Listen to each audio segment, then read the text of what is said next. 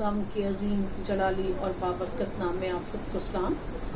खुदावंद का शुक्र हो कि आज फिर उसने हमें ये वक्त दिया है ताकि हम कुछ घड़ियाँ कुछ लम्हा उसकी हुजूरी में गुजराने। आज पाक थर्सडे के हवाले से हम खुदावंद के पाक कलाम में से सीखेंगे। आइए मेरे साथ निकालें मुकद्दस यूहन्ना रसूल की मार्फत लिखी गई अंजील, उसका 13वां बाब, सफ़ा नंबर 149 से पहली आयत से हम खुदावंद के कलाम को पढ़ेंगे। ईद फसह से पहले जब यीशु ने जान लिया कि मेरा वो वक्त आ पहुंचा कि दुनिया से रुखसत होकर बाप के पास जाऊं, तो अपने उन लोगों से जो दुनिया में थे जैसी मोहब्बत रखता था आखिर तक मोहब्बत रखता रहा। और जब इब्लीस शमौन के बेटे यहूदा इस्करियोती के दिल में डाल चुका था कि उसे पकड़वाए, तो शाम का खाना खाते वक्त यीशु ने ये जानकर कि बाप ने ये सब चीज़ें मेरे हाथ में कर दी हैं और मैं खुदा के पास से आया और खुदा ही के पास जाता हूँ, दस्तरखान से उठकर कपड़े उतारे और रुमाल लेकर अपनी कमर पर बांधा। इसके बाद बर्तन में पानी डालकर शागिर्दों के पांव धोने और जो रुमाल कमर में बंधा था उससे पोंछने शुरू किए। फिर वो शमौन पतरस तक पहुंचा। उसने उससे कहा, आए खुदावंद, क्या तू मेरे पांव धोता है? यीशु ने जवाब में उससे कहा कि जो मैं करता हूँ तू अब तक नहीं जानता, मगर बाद में समझेगा। पतरस ने उससे कहा कि तू मेरे पांव अब तक कभी धोने ना पाएगा। यीशु ने उसे जवाब दिया कि अगर मैं तुझे ना धोऊं तो तू मेरे साथ शरीक नहीं। शमौन पतरस ने उससे कहा, आए खुदावंद, सिर्फ मेरे पांव ही नहीं बल्कि हाथ और सर भी धो दे। यीशु ने उससे कहा, जो नहा चुका है उसको पांव के सिवा और कुछ धोने की हाजत नहीं, बल्कि सरासर पाक है। और तुम पाक हो, लेकिन सब के सब नहीं। चूंकि वो अपने पकड़वाने वाले को जानता था, इसलिए उसने कहा, तुम सब पाक नहीं हो। खुदावंद के पाक कलाम के पढ़े और सुने जाने पर खुदावंद की बरकत हो। आमीन। मेरे अजीजों, आज का दिन बहुत अहम है। पाक जुमेरात आज के दिन की निस्बत से खुदा का कलाम हमें क्या हदायत और रहनुमाई देता है। पाक जुमेरात जो है ऐसा ये मुबारक मौका है जिसमें ये जाना जाएगा खुदा के कलाम के हवाले से कि खुदा का कलाम इसके बारे में हमें क्या हुक्म देता है। अगर हम ओल्ड टेस्टामेंट में खरूज 12 बाब में इसकी हमें तारीख मिलती है और हम जानते हैं कि जब खुदावंद ने अपने बंदा मूसा की मार्फत कौम बनी इस्राएल की रिहाई की और आज के दिन उन्होंने पूरे मुल्क मिस्र में इसराइलियों को हुक्म दिया कि वो एक घर के हिसाब से एक बर्रा लें और उसे ज़िबा करें और उसका खून जो है अपने घर की चौखटों पर लगाएं, ताकि आज की रात जब फरिश्ता गुजरेगा तो उन पहलोठों को छोड़ देगा जो खून के निशान के नीचे थे। खून का लगाना आज के दिन की अहमियत को वाजे करता है। आज के दिन इसराइलियों ने अपने घर की चौखटों पर खून लगाया। जब रात को फरिश्ता गुजरा तो उसने हर उस पहलोठे को छोड़ दिया जिसके घर की चौखट पर खून का निशान था।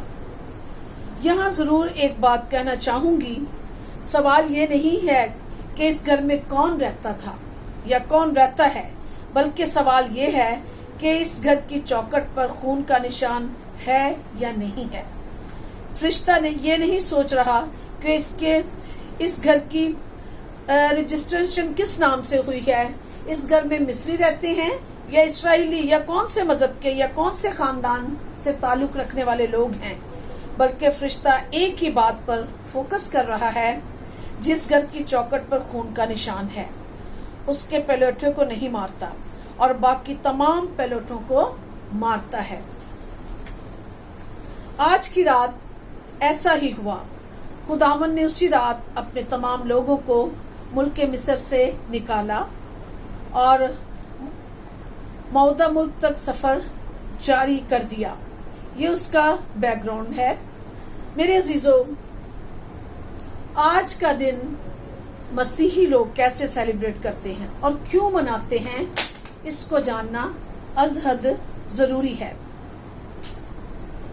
یہ وہ دن ہے جب خداوند یسوع المسیح نے اپنی موت سے پہلے اپنے شاگردوں سے اسی واقعے کو یاد کرنے کے لیے جو خدا نے قوم بنی اسرائیل کو مصر سے نکالنے کے وقت کام کیا تھا، اس خداوند کے بہت بڑے کام کی یادگار کو منانے کے لیے اپنے شاگردوں کو ایک کمرے میں اکٹھا کیا، بالا خانے میں اکٹھا کیا، اور وہاں پر خداوند یسوع المسیح نے اپنے شاگردوں کے ساتھ اس یادگاری کو منایا جو مصر کے ساتھ تعلق رکھتی تھی۔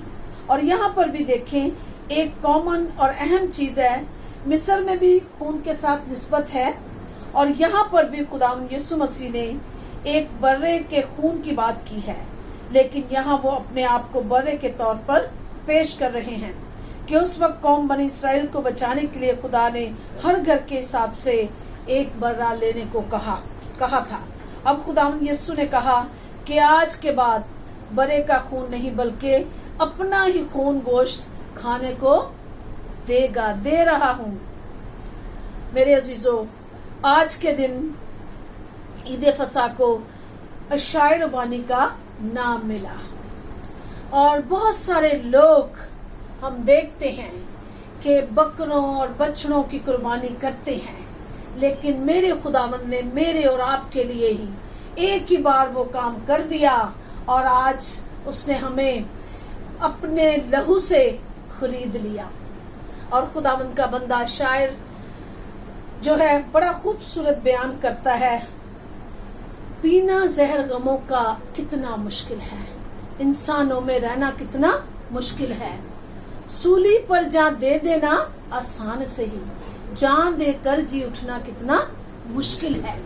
اور اس برے نے وہ کام کر دکھایا کہ جو کوئی نہ کر سکا، ورنہ میں اور آج کھانے کو ملتا نہ ملتا، کوئی گھر میں کچھ ہوتا نہ ہوتا، جب تک ہم کوئی جانور نہ لیتے، برا نہ لیتے، تو ہمیں تسکین نہ ہوتی، لیکن اس نے اپنے آپ کو میری اور آپ کی خاطر بلیدان کر دیا، اور اس بے برے نے جو تھے میرے گناہوں کے لیے، آپ کے گناہوں کے لیے معافی کے لیے اپنے آپ کو بلیدان کر دیا اور قربان کر دیا۔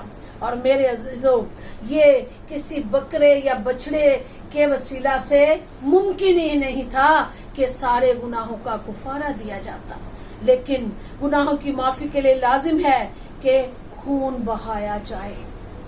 خداوند یسوع المسیح نے ہم پر بڑا احسان کیا، اپنا بدن اور خون جہان کے گناہوں کی خاطر اپنے بیٹے کے بدن اور خون کو دے دیا، بہا دیا، اور پھر یہ دن جو ہے اس نے ہمیں عشائر ربانی کا افتتاح ہوا اس دن، اور اب ہمیں کسی قربانی کی ضرورت نہیں، بلکہ ہم عشائر ربانی لیتے ہیں کہ اس کے بدن کو اور اس کے خون کو پیتے ہیں تو ہم اپنے ہر طرح کے گناہ سے آزاد ہوتے ہیں۔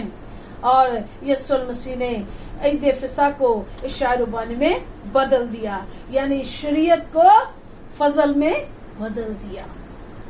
میرے عزیزو، شریعت سے فضل میں داخل ہونے کا دن ہے، اور ہولی تھرسڈے، پاک جمعرات جو ہے، یہ کوئی چھوٹا کام نہیں، بہت بڑا کام میرے مسیحا نے کیا، اور اس نے خداوند یسوع المسیح نے کہا میں تمہیں نیا حکم دیتا ہوں، تم آپس میں ایک دوسرے سے محبت رکھو۔